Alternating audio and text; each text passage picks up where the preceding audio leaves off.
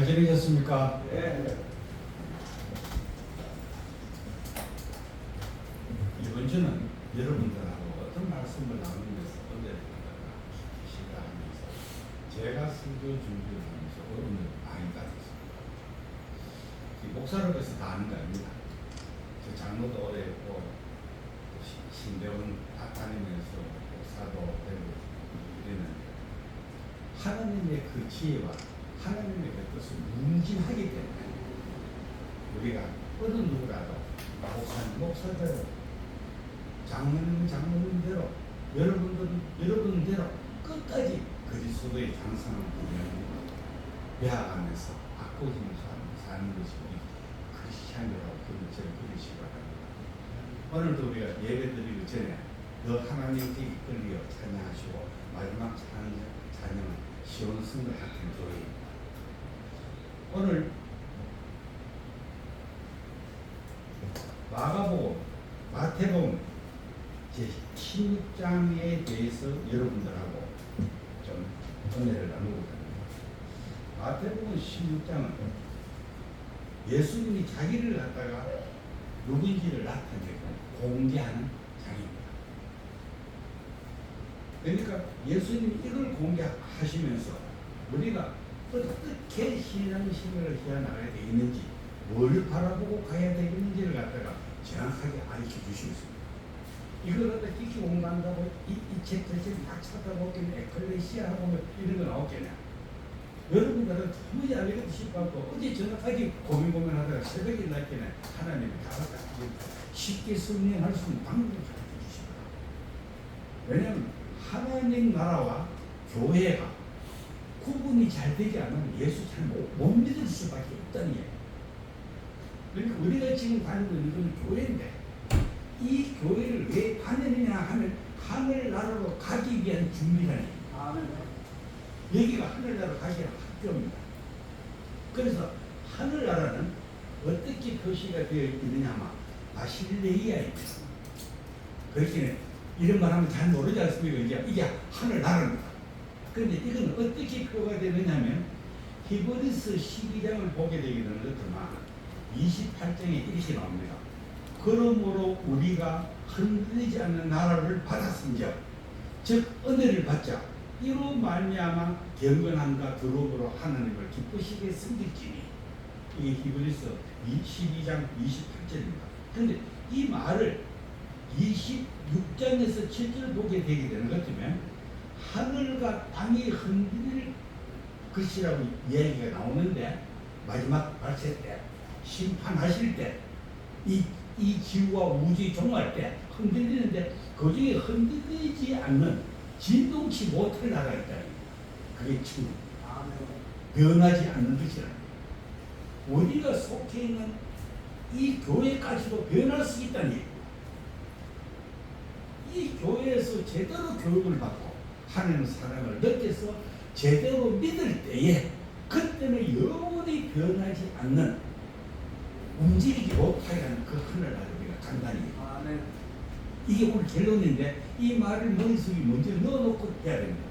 교회 예수님께서도 매일 설교를 놓고 찬양을 하고 집사람들 기도도 드리고 하는 것들만 세상에 가서 처음부터 일주일 동안 지은제 용서하시고부터 시작해갖고 빠지지 않도록 숨주시고 도와주시고 붙잡아 주시고 계속해서 교회에서 일어날 수 있는 일이라고 합니다.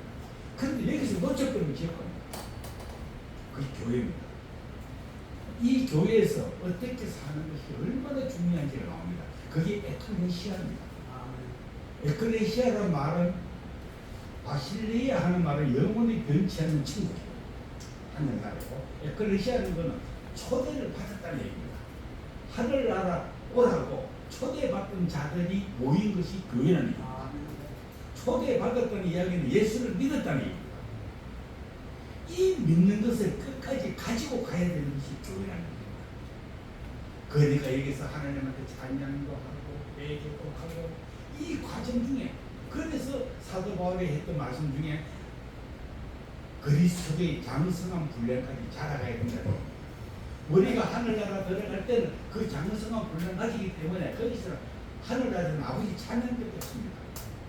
유리바가 없노 보좌 아래에서 언약을 찬양한다. 그것이 우리가 천국 갔을 때 우리 모습이라니까요. 그러니까 이 교회에서 그냥 불러와도 안 되고 오늘은 가서 이렇게 살지 않도록 하나님 은혜를 가져와야 되겠다. 성령님의 그 감동으로 그 힘을 받아서 제대로 살아가야 되겠다. 왜냐하면 제가 매일 설교 때 말씀드린 두 가지입니다.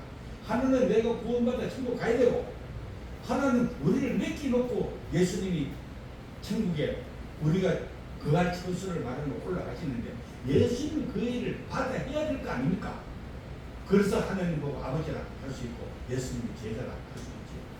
그러니까 우리가 베내서 복을 내 마음에 돈독하게 단디 끌어안고 주님이 하셨던 것처럼 그 복을 전하면서 살아가는 우리가 되어야 된다.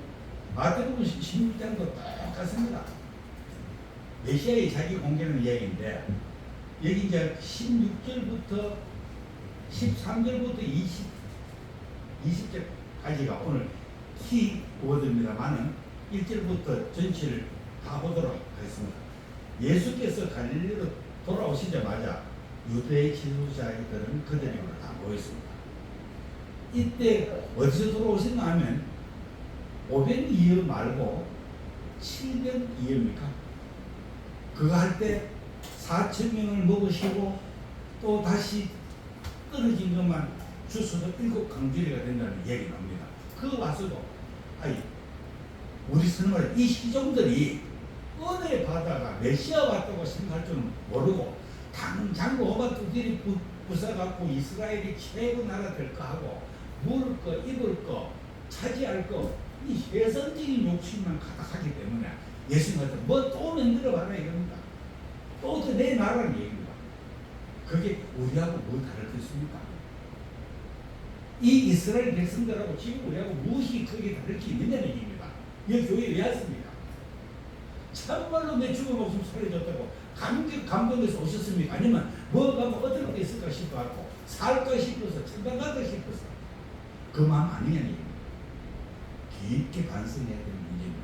왜냐하면 교회까지는 제가 모두의 왜그 승리는 교대에 온다 하더라도 기억할 수 있다는 얘기입니다. 잘 지켜야 된다. 초대받은 자들이 모입니다. 일단 그리스도를 믿고 왔겠지요. 유혹 많습니다. 오늘 지사님 기도에도 유혹에 대해서 나오네요. 거기서 넘어가지 않도록 해주시고 이런 나라를 해달라고. 그런데 교회까지는 아직까지 불안정하다는 얘기입니다. 그래서 좀 전에 설명했던 바실레이아 하는 말 히브리서 보겠지만 진동치 못하고 움직이지 못하는 나라가 있단 말이에요. 그 말 다른 말로 번역하게 되면 영원히 변치 않는 아버지가 거기를 갖다 목표로 하면서 훈련 받으면서 그 마음으로 살아가는 것이 교회 가족이에요. 그렇기는 주님이 이래 말씀을 하십니다. 요나의 표적 외에는 너희들한테 다시 이야기해 줄 게 없다 하면서 떠났답니다. 요나의 표적이 뭔지 압니까? 예수님이 3일 만에 돌아가시고는 3일 만에 부활하시는 사건을 그대로 예표를 합니다. 그렇게 내가 너희를 위해서 십자가에 못 박혀 죽고 3일 만에 되살아나서 영원한 천국으로 갈 틀을 만들어 놨는데 예수님의 피로 돌아가시지 않으면 우리는 죄사함전이 없습니다. 그것을 믿으면 죄사함 받을 수 있는 방법은 예수가 내 위해서 내 죄 끌어안고 십자가에 돌아가셨다. 이것이 내 죄사함 받는 방법입니다. 나는 거기서 사랑이 끝나지 않으시고 부활하게 하셨어. 예수님 부활하셨으니까 우리도 그리스도 안에 있기 때문에 그리스도 안에 있으면 같이 부활한다는 얘기입니다. 그래서 영원한 나라, 진동치 못하는 나라, 변하지 않는 그 나라의 백성이 된다는 거예요. 그러니까 거기에서 떠나가시는 게 제자들한테 그 얘기를 합니다. 너희들이 누룩을 조심하라. 이 누룩은 유대인들 지도자들의 불신의 누룩이며 거짓 화신의 누룩 동시에 회개를 거부하는 누룩이에요. 누룩은 잘 번집니다. 밀가루 반죽 안에 누룩이 만큼 연하고 전체 다 부풀어 올라갑니다. 맞죠? 그 누룩 같은 게 왜 예수님이 누룩이 예를 들었냐면 작은 거 하나 들어와 버리면 거짓 선지자 하나 들어와 버리면 이사가 들어와 버리면 전체 이사가 다 되어버린다는 얘기죠. 그러니까 우리가 교회에서도 이런 나쁜 거짓 하심에 누르게 되지 않으려 그런 것들은 진실하게 살아야 돼요. 무식해도 좋습니다. 돈 없어도 좋습니다. 계급 없어도 좋은데 하나님 앞에서는 정직해야 된다는 얘기입니다. 우리 교인들은 다 그렇게 살아가게 되면 다짐하고 다짐하시는 여러분을 위해서 축복합니다. 그래서 그 말씀을 하시면서 예수님이 교회와 하나님 나라에 대해서 얘기를 하는데 그걸 한번 살펴보도록 하겠습니다. 예수께서는 제자들을 참전신앙 고백으로 이끌기 위해서 그들과 함께 요단강 산물 근처에 있는 북부 외진 지역으로 올라갔습니다. 지금 이게 요한복음, 마태복음 16장에 서두가 그렇습니다. 이 내용이 기록된 부분을 읽을 때 주님이 이때까지 계속 사역을 하면서 무언가 적극적 인간과 합해지지 않는 그것이 있고 실패했다는 마음을 가지시는 것 같아요. 그러니까 제자들한테는 다시 안 되면 교육에도 시키겠다는 마음으로 인간이 예수님의 마음을 지어야지 그건 봅니다. 자, 얘들아 가자 하면서 오늘은 너희들 점검하면 봐야 되겠다는 얘기인데 이게 그래 올라가시면서도 또 계속 조금 전에 제가 여러분들 말씀드렸던 것처럼 누룩을 조심하라 하면서 집중을 시키면서 묻습니다. 먼저 예수님은 사람들이 인자는 자기를 가리킵니다. 사람의 아들 인자를 누구라 하느냐고 13절에 물으십니까? 사람들은 예수님께서 행하신 이기게나 교훈들 속에 감추어진 메시아는 전혀 모르고 그 표적들 자체에 놀라갖고 그걸 했던 선지자들만 머리에 돌립니다. 그러니까 들어는 세례 요한이라고 엘리야를 하고 엘리사를 하고 이렇게 해버립니다. 그러니까 다음으로 제자들한테 너희는 나를 누구라 하느냐고 물으십니다. 이렇게 물으신 이유는 하나님 나라의 백성들은 각자 자기 신앙 고백을 가져야 하기 때문이라서 첫 번째 이유입니다. 잘 기억하시기 바랍니다. 주님은 내 친구 용수 집사님의 신앙 고백이 아니고 내 신앙 고백이 필요하다는 얘기예요. 그 너희는 하는 말이 너희 전체의 생각이 어떠냐고 물으신 게 아니고 너희 개인은 어떻게 내가 누구냐고 생각하느냐는 얘기입니다.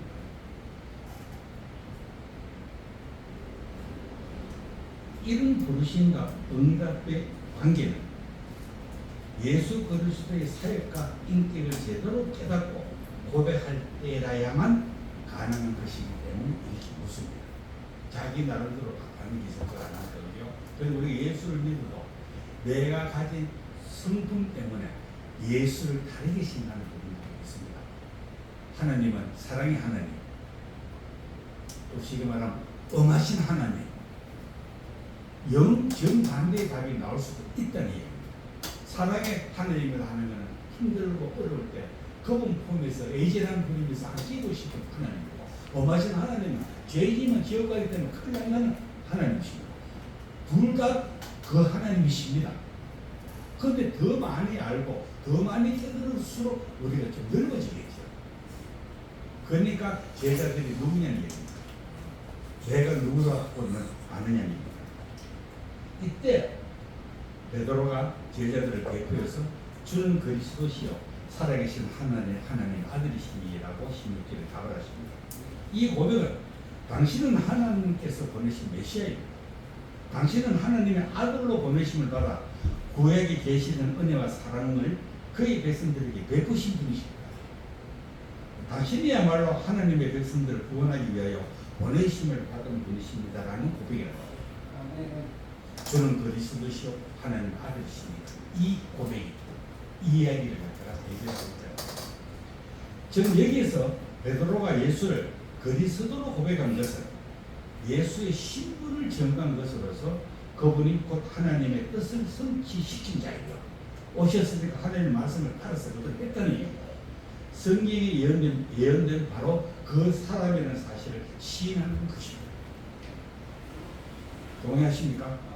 예, 그러면 이 말이 여러분들 맞습니다. 그분의 신적 속성을 하나님의 아들이라고 고백하는 것은 그분의 신적 속성을 정한 것으로서 예수께서 하나님의 본체이시며 동시에 완전한 인간이심을 고백하는 것이라. 이것도 동의하십니까? 그래서 여인의 구순으로 뱀의 머리를 깨부수러 오시 그분의 딴 것들을 고백하는 것입니다. 10절에서 예수는 베드로에게 복의 선언을 하십니다. 바요나 시몬아 네가 복이 있도다. 이를 네게 알게 하니는 혈육이 아니요 하늘에 계신 내 아버지십니다. 이 말 속에는 설명도 해주시는 말씀도 되지만 하나님 우리한테 잘 깨달으라는 말씀입니다.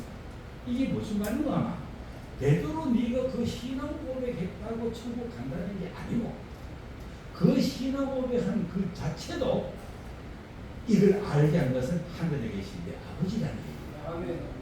인간들은 그렇게 할 수 없다는 얘기입니다. 그래서 이 모든 것이 나를 내세울 일은 아니라는 얘기죠. 여러분 교회에서 주님 앞에서 요만큼 하더라도 주님 받죠? 아버지 그지요? 하지 말은 얘기예요.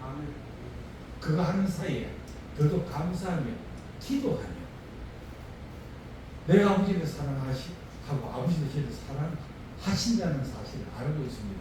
오늘 저를 통해서 뭘 하실는지를 저는 모르기 때문에 오늘도 제가 갈 곳과 할 일을 인도해 주셔서 저를 통하여 아버지 영광이 나타나게 하시고 그 영광 속에서 저를 복되게 하시옵소서 하는 마음으로 하루를 살아야 됩니다. 이게 하나님하고 우리하고 있어야 될 관계라는 이야기입니다. 자랑은 안 해도 우리가 마지막에 유리바다 건너 어린 양 예수의 보호자 앞으로 갈 때 거기서 수고했다고 멸류관 씌워주는 거 계시록이 나오잖아요. 그 계시록을 갖다가 일어납니다. 벗어서 주님 저희들 아무것도 없습니다. 이거 모두가 주님 것인 거고 주님 어린 양 예수 앞으로 던지는 모습이 계시록이 나온대요. 그게 우리가 가져야 되는 마음이다. 천국 갔을뿐만 아니고 지금 이곳에서 그 마음으로 살아간다면 영 변하지 않는 그 천국의 삶을 누리면서 살아갈 수 있다. 그게 하나님 나라예요. 하나님 나라는 이런 마음을 가질 때 누릴 수 있다는 얘기입니다. 교회에 나오면서도 지옥의 마음을 누릴 수 있다는 사실을 명심하는 얘기가 오늘 새벽에 주님 주시는 오늘 꼭 새벽에 이해가 되더라고요. 에클레시아 하면 교회 오면 다 꼭 아니라는 얘기입니다. 마실레이야 거기 갈 수 있는 마음이에요. 거기 변하지 않는데 거기 들어갈 때의 마음이 지금 있으면 지금 내가 천국이고 그 마음이 없으면 지옥에는 우리 성도님들이 잘 배우셨으면 좋겠다는 마음. 그래서 예수님의 여기 살아계실 때 공생하실 때 모든 선포는 구구절절히 우리로 하여금 하나님께 주의를 집중시키는 말씀이라는 겁니다. 그럼 우리가 예수님한테 제가 자주 이렇게 오직 그리스도 하듯이 하나님만이구나. 그 은혜와 은총이 아니면 있을 수 없는 것들이 너희들에게 이루어지고 있다. 죄인 그냥 죽이고 끝입니다. 살리려고 자기 아들을 내어놓는 그 하나님의 마음을 너희들 어찌 알겠냐는 얘기입니다. 그렇지만 그것 때문에 살아있다니까요. 우리가 그러니까 하나님 아버지 앞에서는 감사일까 찬양할 일밖에 없다는 얘기입니다. 하나님 나라 그 나라는 하나님과 분리되어 있는 어떤 실체일 수가 없다니. 하나님과 분리된 것은 하나님 나라하고 하나님 건바가 안 간 거라니. 그래서 성경책에 나오는 모든 하나님을 가는 이야기는 능동사의 주어로 자주 사용되고 있다는 얘기입니다. 하나님이 하시는 일이 그게 나에게는 복이 되고 나에게 사랑이 되고 나에게 명심이 된다는 얘기죠. 그런데 그것이 어느 누구의 힘으로 될 것은 전혀 없고 오직 하나님의 힘으로 하나님의 사랑으로 하나님의 은총으로 하나님의 은혜로 되어진 것이라는 사실을 말씀을 읽으면서도 명심하고 영치가 됩니다. 그래서 마지막에 이는 어떤 사람의 행동의 기도가 아니고 오직 하나님의 주관적인 은총을. 다시 표현하면 모든 하나님 의도로 이렇게 이루어졌기 때문에 그러니까 우리가 얼마나 복된 자들입니까? 지금 이 오시고도 하나님 의도라니까요.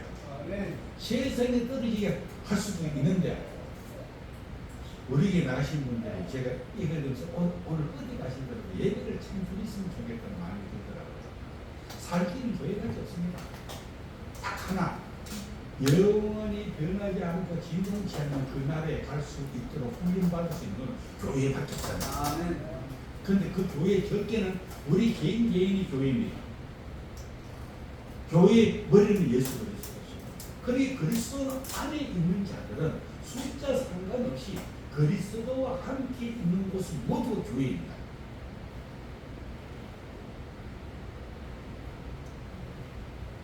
그래서 하나님 나라의 주권자이시며 통솔자이시며 승리자이신 하나님께서는 지금 베드로에게 예수가 그리스도이신가 하나님의 아들 되심을 바로 알게 하셨습니다. 이것이 베드로에게 얼마나 큰 복이냐는 얘기입니다. 베드로 자기 공화 하나도 없습니다. 그래서 구교가 좀 잘못되고 있습니다. 그렇게 했다고 베드로가 초대 교황이 되고 베드로 이야기가 성경에는 그 지중에서는 조금 무례하고는 다른 게 성경 말씀 50% 교황 말 50% 똑같이 하나님의 권위가 있는 것을 그렇게 믿습니다. 안전한 얘기. 베드로가 고백했던 은혜를 받아 고백했던 믿음 위에가 있습니다. 그러니까 그 믿음에 누가 계십니까? 그 믿음을 주신 하나님이 계신다는 얘기입니다. 교황의 은혜는 없습니다. 인간은 은혜가 있을 수가 없습니다. 그래서 교회에서도 이 은혜에서 뭐 해주면 망한다니까요. 망하는 건 뭔지 기억한다는 얘기입니다. 어찌게나 그리스도 옆에 붙었어요. 그것이 오늘 이 마태복음 14장의 이야기입니다.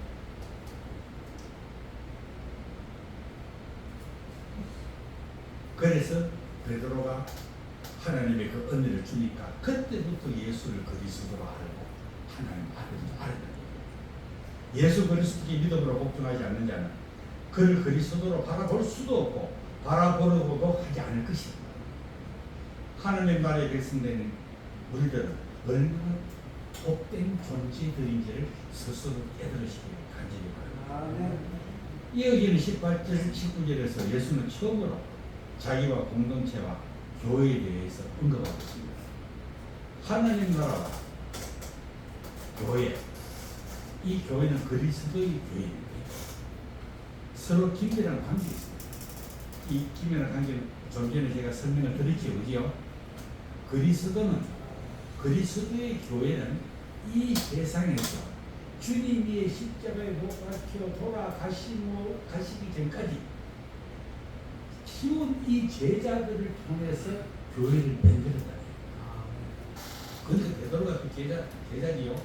그러니까 이 제자들이 보고 듣고 깨우치던 것을 갖다가 거기서 배우도록 하는 성신 노릇을 해야 되기 때문에 하나님 나라와 교회의 사이에는 예수님의 제자들이 들었다고 생각합니다. 그리고 그 사이에 베드로와 합하여 12제자가 그 속에 있었다면 다음 이걸 깨우친 우리도 주님의 제자입니다. 그러니까 연결이 아셔야 됩니다. 오늘 이 설교가 좀 재미없을 수도 있습니다만 그렇지만 교회에 오는 이유가 뭔지는 우리는 알아야 될 거 아니에요. 우리가 사도들처럼 사도가 후치면 못 봤습니다. 첫 제자들은 예수님이 직접 가르쳤어요. 그분들을 사도라 합니다. 그런데 그 사도들을 통해서 배웠던 우리들도 예수님이 제자로 성령이 말씀하시고 있다니까요. 그러니까 우리를 통해서 예수는 하나님의 아들이시고 그리스도라는 고백이 된다면 그것이 바로 교회가 됩니다. 그게 교회에서 해야 될 일이라는 얘기입니다. 우리 개인도 교회지요. 그럼 나가서 교회 역할을 해야 된다는 얘기입니다. 복음을 전하고 복음을 받아들인 내가 복음을 전하고 복음을 설명할 줄 아는 사람이 되어야 된다. 그래서 베드로와 다른 사도들이 그리스도와 교회 사이를 연결하는 고리라. 지금 우리는 밖에 예수를 모르는 자들과 이 교회를 연결하는 고리가 되게 된다는 거예요. 예수께서 하신 말씀, 하신 일, 그의 순환과 부활과 모든 일에 대해 정인이 된 사도들을 통해 교회는 죽음을 극복하신 주 되신 그리스도와 연결되는 것이기 때문에 우리도 그 제자들한테 배운 대로 세상에서 해야 된다는 거예요. 그리고 20절에 제자들한테 자기가 누구인지를 설명하셨으면 주님이 아무래도 이르지 말라고 얘기를 합니다. 그 이유는 그리스도는 무리들의 정치적인 메시아가 아니고 하나님의 나라를 이루는 순종과 성김과 계속의 메시아로 자신의 사역을 완성시키기 위해서 이렇게 별로 이야기하는 걸 경계하시다. 이거는 하나님이 주시는 감동이 아니면 법률입니다. 좀 전에도 말씀드렸지만 이것을 알 수 있는 것은 하나님이 가르쳐 주시지 않으면 이걸 느낄 수가 없다는 얘기입니다. 그러니까 교회 아무리 오래된 게도 무식하게 천당하나 내가 아직 잘 모르겠다.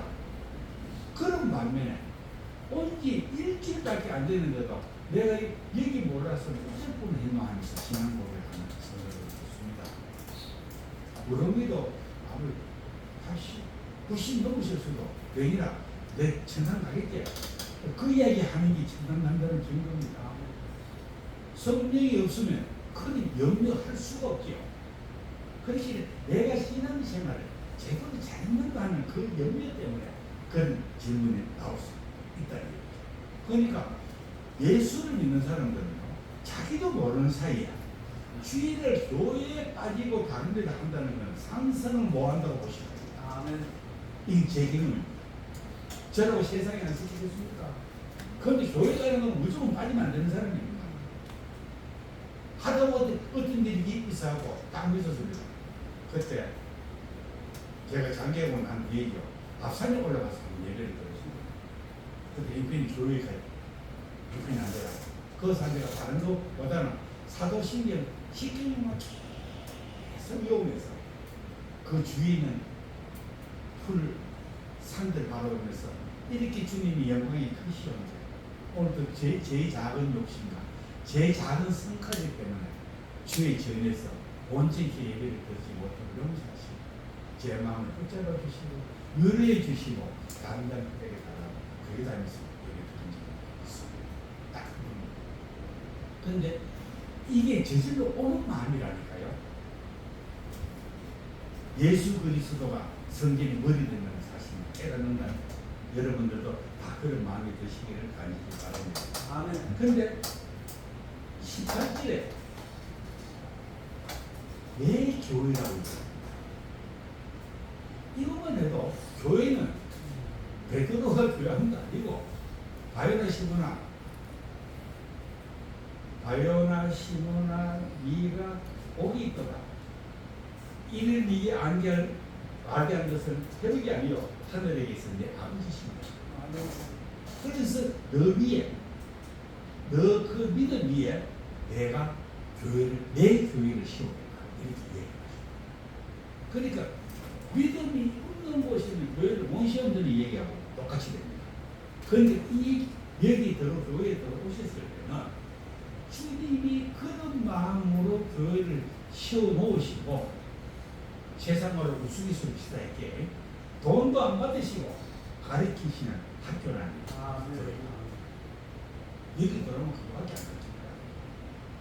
죽어야 될 너희들이 예수의 인간 되어 오셔서 우리 죄를 끌어안고 십자가에 돌아가시고 3일 만에 부활하심으로 인해서 내가 예수님이 가신 그 자리에 갈 수 있는 권세가 생겼다는 이야기를 할 수 있는 것은 이것밖에 없고 이것 아니면 안 된다는 얘기입니다. 아멘.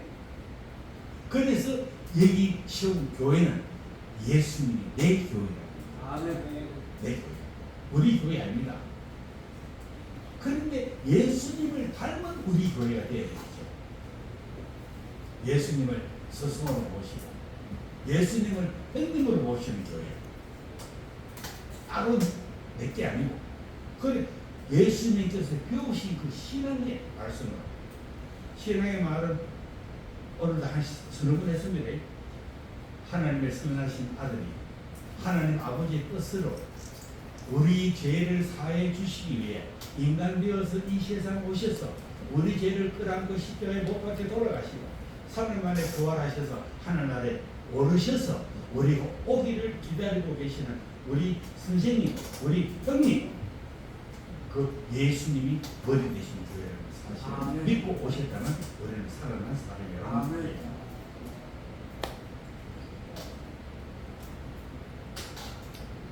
그렇습니다. 그래서 이론상으로는 하나님 나라는 그리스도의 교회 앞에 옵니다. 당연하겠죠, 그죠? 하나님 나라는 그리스도의 교회보다 더 큽니다. 그리스도의 교회는 우리가 훈련받는 하나님 나라는 그런 것도 없이 영원히 하나님과 같은 근식을 누리며 살아가는 영원한 우리 나라. 그래서 하나님 나라는 만물을 포괄적으로 바라보며 모든 역사의 완성점을 가리키고 온 우주를 분별하여 은혜와 심판을 동시에 가져오고 시간과 영혼을 채우는 우리의 살 것이다. 반면에 그리스도의 교회는 이 거대한 하나님의 선택과 언약에 힘입어 그리스도 안에서 하나님 편에 시험을 받은 백성들이 사는 우리의 훈련받는 학교라는 거예요. 여기 차이입니다. 그 속에는 뜻은 똑같습니다. 이 학교에서는 하늘이라는 나라에 가기 위한 훈련을 받는 곳이라는 것만 다르다는 얘기죠. 그들은 하나님의 언약을 받은 자로서 복음 선포에 의해 이 땅의 모습을 드러내어 함께 모이며 현재뿐 아니라 마지막 날에도 그 나라의 구원을 상속할 사람들을 만든데 이것이 우리 삶으로 믿음으로 나타난다면 지금도 이 세상에서 그걸 누릴 수 있고 그 마음에 들어오지 않는다면 이 세상이 이 교회에 다닌다라도 지옥이 될 수밖에 없다는 거죠. 네. 그러니까 지금 그리스도의 교회와 하나님 나라의 차이점을 아시겠습니까? 아시겠습니까? 제가 어제 저녁까지 너무너무 이 설교 할 걸 말걸 또 하다가 여기까지는 제가 이해가 되더라고요. 그리스도의 교회. 예수님이 머리는 여기도 하나님 나라 맞습니다. 그런데 이 속에서도 아까 전도선 앞에서 마귀의 유혹으로 인해서 어떤 유혹을 받아 쓰러질지 모르니까 아직도 이 세상에 있는 그리스도의 교회입니다. 그렇지만 하늘 나라는 이것이 끝난 어느 누구도 움직일 수 없는 움직이지 않는 우리의 영원한 나라입니다. 이게 제가 이때까지 평신 설교도 이런 설교 들어본 적도 없고 이 설교도 제가 처음 하면서 하나님이 이 새벽에 주신 저한테 주신 지혜입니다. 이거 두 개가 정리정돈이 된다면 그 하늘나라를 향해 가는 좋은 선한 예수님 닮은 그리스도의 교인이 될 거 아니냐는 모두가 예수 그리스도를 원하시는 교인이 되시기를 간절히 축원합니다. 사랑의 하나님 아버지, 제 입술에 악음하여 잘 설명하지 못하였다며 성령님 이들 마음속 머릿속에 찾아가셔서 하나님 아버지가 원하시는 것이 무엇이며 너무나 철저한 이 계획 안에서 이 설계도 안에서 영원한 아버지 찾는 삼아 사시겠던 아버지가 사랑의 의도가 들어있던 사실을 깨닫게 도와주옵시고 그곳이 감개가요 매 조속으로 성경 읽으며 아버지께 감동받는 주님의 자녀 삼아 주시옵소서. 언제나 우리를 사랑하시는 예수님 걸어가신 이름 받들어 기도드리옵나이다. 아멘. 수고하셨습니다. 허리 한번 쭉 펴보실래요? 네. 질문 하나 할게요. 우리는 천지를 창조하신 하나님을 보고 어떻게 부릅니까? 아버지. 어떻게 부르지, 원영 씨? 응? 아빠. 답을 해야 돼요. 우리는 천지를 창조하시고 나를 지으신 그래 장군이도 안 해. 나를 지으신 하나님을 보고 우리가 뭐라고 부른다고요? 아버지! 아버지라고 부릅니다. 예, 육신의 아버지는 100세 되기 전에 끝이 나지만 하나님 아버지는 영원한 아버지입니다. 그런데 하나님과 내 사이가 원수가 되어서 죄로 인해서, 그런데 어떤 사건으로 말미암아 하나님을 다시 아버지라고 부르게 됐지요? 십자가. 요거 기억하시기 바랍니다. 목사님 말씀 위에 요 말씀도 정확하게 오늘 이해가 다 되지 않으신 분은 꼭 기억하시기 바랍니다. 아멘. 그래서 내가 하나님을 아버지라고 부를 수 있는 그 원리가 언제부터 생겼나? 내가 예수 그리스도를 구주로 영접하는 그 순간부터 예수 그리스도를 나의 구주로 고백합니다. 아멘. 예. 자, 허리 한번 좀 펴.